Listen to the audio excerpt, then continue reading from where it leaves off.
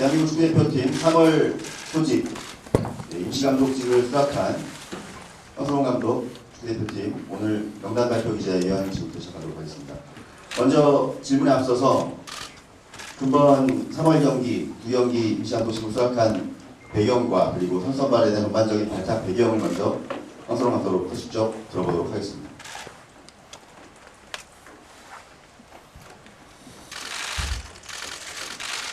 네, 반갑습니다. 네, 황선홍입니다.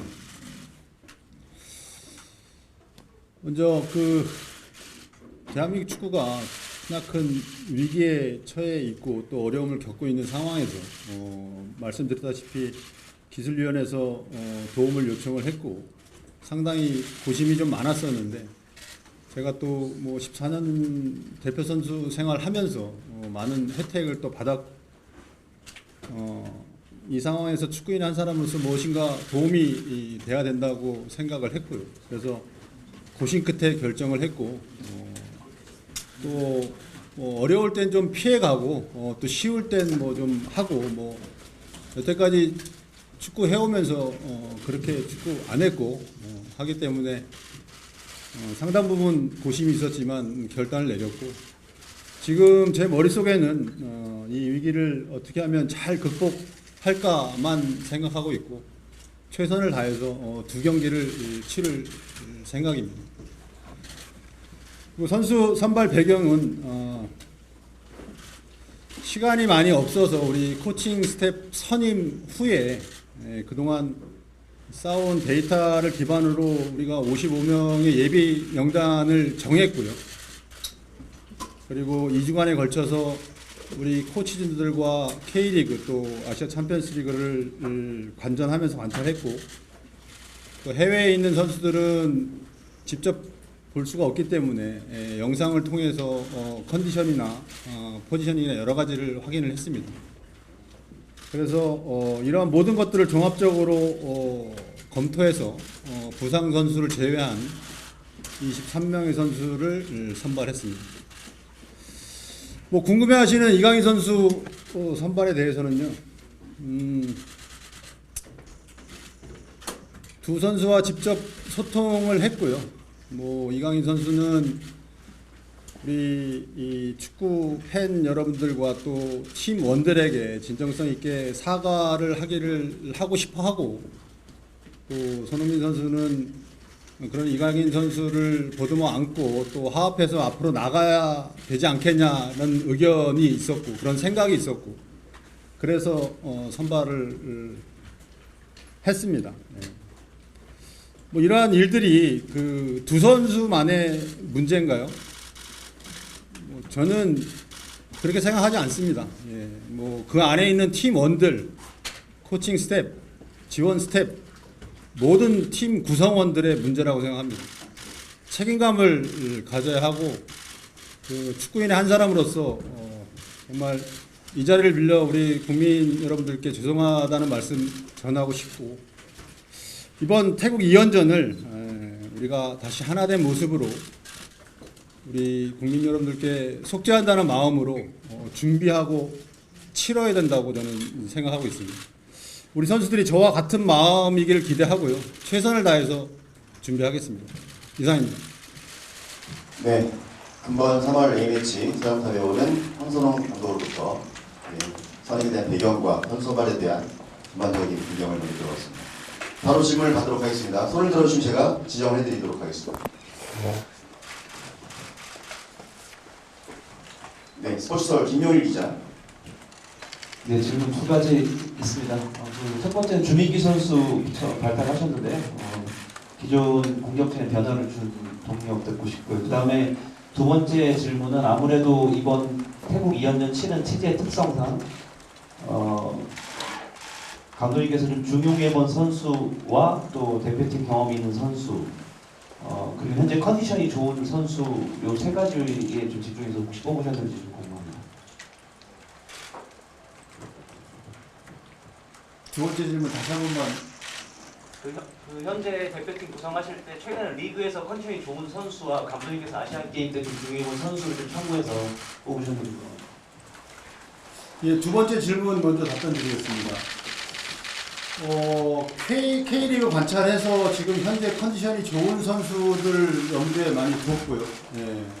뭐 대표팀은 항상 말씀드리지만 최고의 선수들이 선발이 돼야 되고 최고의 퍼포먼스를 내야 되는 팀이기 때문에 저희 코칭 스텝에서 면밀히 검토해서 최종적으로 결정을 내린 거고, 주민규 선수는 뭐 여러분들 아시겠지만 축구는 사실 뭐 여러 가지 요소들이 있지만 득점력은 또 다른 영역이라고 생각합니다. 하기 때문에 지금 3년간 뭐 리그에서 50골 이상 넣은 선수는 지금 뭐 전무하고 뭐 더 이상 설명이 필요 없다고 생각합니다. 네, 주민경수에 대한 얘기도 들어봤습니다. 네, 세계로 정필재 기자. 네, 안녕하세요. 저 세계일보 정필재 기자라고 합니다. 이제 감독님께서는 이제 대표팀 임시로 이제 두 경기를 맡으시고 다시 파리 올림픽 준비를 하셔야 되는데 그 과정에서 지금 최고의 선수들로 구성을 해야 된다고 말씀하셔서 이강인 선수 혹시 그 파리 올림픽 탈출할 계획이 있으신지, 그리고 또 파리 생제르맹과 또 그런 얘기 좀 대화를 좀 탈출에 대한 이야기를 나눌 계획이나 뭐 좀 나누신 게 있으신지 좀 답변 좀 부탁드리겠습니다. 예선전에는 뭐 차출이 지금 불가한 상태고요. 예, 만약에 예선 통과하고 7월 달에는 다시 그 KSG랑 좀 논의해야 될 상황입니다. 하지만 우리가 선택권을 가지고 있지 않기 때문에 좀 어려움이 있는 건 사실입니다. 네, SBS 이정찬 기자. 이강인 선수를 선발하셨는데 사실 국민 여론이 이강인 선수가 사과문을 발표한 뒤에도 사실 그렇게 썩 많이 바뀌지는 않은 것 같아요. 이런 부분이 대표팀 선발 후에 훈련을 하는 데 있어서도, 그리고 중요한 두 경기를 준비하는 데 있어서도 악영향을 미칠 수도 있다라고 생각하는데, 감독님께서는 이 부분을 좀 어떻게 또 풀어가실지, 대표팀을 향한 어떻게 보면 나쁜 여론이 팀에 안 좋은 영향을 줄 수도 있잖아요. 그래서 어떻게 생각하실지 궁금합니다. 네, 물론 뭐 공감합니다. 그렇지만 전적으로 이 결정은 감독이 제가 한 거고요. 뭐 어쨌든 이강인 선수를 부르지 않고 다음으로 넘기면 뭐 위기는 넘어갈 수는 있겠죠. 하지만 이번에 안 부르고 다음에 부른다고 해서 이 문제가 다 해결될 거라고 생각 안 하고, 언제든 간 이강인 선수가 한국에 들어오면 이 문제가 여러 가지 상황적으로 일어날 수 있는 상황입니다.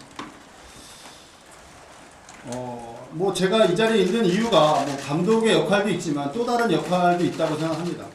뭐 이런 결정을 하기까지는 두 선수의 어떤 그런 의사소통도 좀 있었고, 해서 결정을 한 거고, 뭐 선수의 경험으로 봤을 때 항상 이런 팀 내의 문제는 있다고 생각을 합니다. 다만 그런 것들이 얼마나 빨리 풀어지고 또 다시 모아지면 또 더 단단해질 수도 있는 요소이기 때문에 그런 경험을 또 제가 선수 시절 때 또 했고, 뭐 운동장에서 일어나는 거는 운동장에서 최대한 빨리 푸는 것이 제일 좋은 방법이 아닌가 저는 그렇게 생각하고 있습니다. 네, 질문 몇 개만 더 받아볼까요? 네, 소수가 남자인 기자. 대표팀 내에서 지금 여러 가지 잡음도 있고 분명히 좀 문제의 소지도 있을 텐데, 단순하게 선수들만의 문제도 아닐 수 있고, 좀 이런 것들을 다 감독님께서는 파악을 하고 계신 건지, 그리고 그 부분에 대해서는 어떤 식의 이 솔루션을 좀 제공을 하실 것인지 좀 듣고 싶습니다. 선수들 문제 말고 다른 문제를 말씀하시는 뭐 고참 선수들과 몇몇 선수 통화해서 여러 가지 상황을 조금 봤고 들었고, 하지만 뭐 우리가 오해를 하는 부분도 여러 부분 있을 거고, 아직 제가 뭐 그 안에 있지 않았기 때문에 면밀히 다 파악하기 좀 어렵겠지만 조금 짧은 기간이라도 조금 세심하게 들여다볼 생각이고, 여러 가지 조금 그 대화를 통해서 그런 부분들을 어려워하는 부분들을 조금은 그 정리를 좀 해야 되지 않나라는 생각을 하고, 뭐 말이라는 거는 뭐 스텝이든 뭐 여러 가지 상황에서도 많이 만들어질 수 있기 때문에 그런 것들은 좀 우리가 좀 가이드라인을 정해서 어느 정도는 좀 정리를 하고 가야 되지 않나 이렇게 생각을 하고 있습니다. 네, YTN 이경식 기자. 예, YTN 이병재 기자입니다. 조금 다른 질문일 수 있는데요. 이제 사우디의 이제 서아시아 챔피언십에 올림픽 팀이 출전하는데 걱정을 좀 하는 목소리가 높습니다. 이제 지난번 얘기로 잘 소화해서 좀 차질 없이 하겠다고 하셨는데 혹시 뭐 사령탑이 현장에 있고 없고는 큰 차이가 있을 거고 감독님이 공개할 수 있는 선에서 어떻게 좀 소통하고 대처하면서 그 대회도 좀 준비를 할 건지 말씀해 주시죠.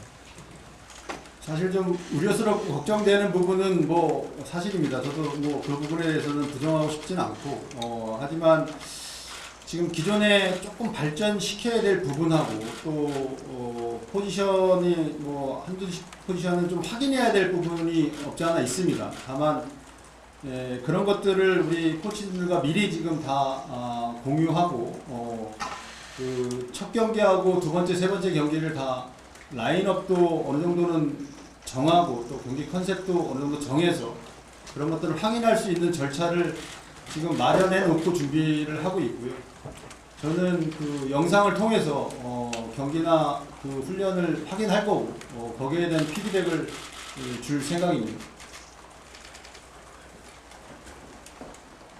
네, 한 질문 한 2개만 더 갖고 내도록 하겠습니다. 네, 그 올림픽 대표팀 질문이 나와서 한 가지만 더 질문 드리는데 그 이름 중에 배준호 선수가 있었거든요. 최근에 스토크에서 굉장히 활약을 하고 있는데 사실 4월 예선에 나서기 어렵다라는 관측도 많았거든요. 그래서 배준호 선수에 대해서 스토크시티랑 어떻게 4월 아시안컵에 대한 차출도 이 대화가 됐는지 그 부분을 여쭙고 싶습니다. 네, 뭐 터키 전지훈련 끝나고 유럽 출장 한 2일 정도 유럽 출장 이어서 하면서 지금 셀틱하고 스토크시티, 세인트밀렌 네 팀을 방문을 했고요. 그 배준호 선수 관련해서는 어느 정도 예선에 참여시켜주는 걸로 어느 정도 합의를 본 상태인데 지금 팀 사정상 여러 가지 뭐 말을 바꿀 수도 있는 거니까. 하지만 그런 부분에 대해서는 약속을 받았기 때문에 지금 최종적으로 이번 사우디 훈련에 참여를 시켜서 우리가 그 조합을 좀 체크를 할 거고 뭐 양현준 선수도 마찬가지고요. 김지수 선수도 마찬가지. 지금 올림픽 대표팀에 포함된 선수들은 그 구단의 차출을 제가 방문해서 허락을 받은 상태입니다. 뭐 나중에 4월달에서 본선에 나와서는 조금 변수는 있겠지만 지금 현재로서는 그렇습니다. 네, 마지막 질문 듣도록 하겠습니다. 네, 감독님 이승우 선수도 꽤 좋은 활약을 좀 보이면서 직접적으로 대표팀에 좀 가고 싶다 언급을 했거든요. 이승우 선수는 좀 어떻게 생각을 하시는지? 예, 제가 경기장에서도 확인을 했고 어제 상암 경기를 보기 전에 우리 코칭 스텝이 거기 그 자리에서 미팅을 했을 정도로 마지막까지 이승우 선수에 대해서 논의가 있었고 하지만 뭐 이선 조합이나 여러 가지 측면으로 봤을 때 여러 가지를 고려해서 사실 선발을 하진 못했고 조금 아쉽게 생각을 합니다. 뭐 이승우 선수뿐만 아니라 K리그에서 활약하는 선수들에게는 대표팀의 문은 항상 열려 있다고 생각합니다. 포기하거나 실망하지 말고 정진했으면 하는 바람입니다. 좀 아쉽게 생각하는 부분 중에 하나입니다. 네, 질문 다 없으시죠? 자, 마지막으로 하나 듣겠습니다. KBS 이구영입니다. 일단 뭐 선발 명단에 다 나왔고 이제 이 선수들을 어떻게 경기 내에서 풀어내실지도 궁금한데 공격진 쪽에 부상자도 좀 있는 상황이고 또 지난 대표팀 체제에서 전술적인 움직임이 많이 없었다라는 지적이 있었으니 그 부분에 대해서 좀 구체적으로 어떻게 선수들 특히 손흥민 선수나 이강인 선수 어떻게 좀 활용하실지 궁금합니다. 뭐 어떻게 활용할지는 뭐 구상은 돼 있지만 지금 이 자리에서 말씀드리긴 좀 무리가 좀 있고요. 전체적으로 봤을 때는 조금 밸런스적인 측면에서 공격이나 수비 시에 밸런스적인 측면에서 우리가 불균형이 좀 많지 않았나 이런 생각을 좀 가지고 있고 개인적으로 뭐 시간이 짧기 때문에 모든 걸 다 만들어서 경기하기는 좀 어렵겠지만 일단 기본적으로 좋은 밸런스를 갖추고 있어야 거기서부터 모든 것이 시작되기 때문에 그 부분을 조금 집중해서 준비해서 경기를 할 생각입니다. 네, 감사합니다. 그럼 이상으로 3월 A 대표팀 및 올림픽 대표팀 자동차 배우는 황선홍 감독의 영남 기자회견을 여기서 마치도록 하겠습니다. 고맙습니다. 수고하셨습니다.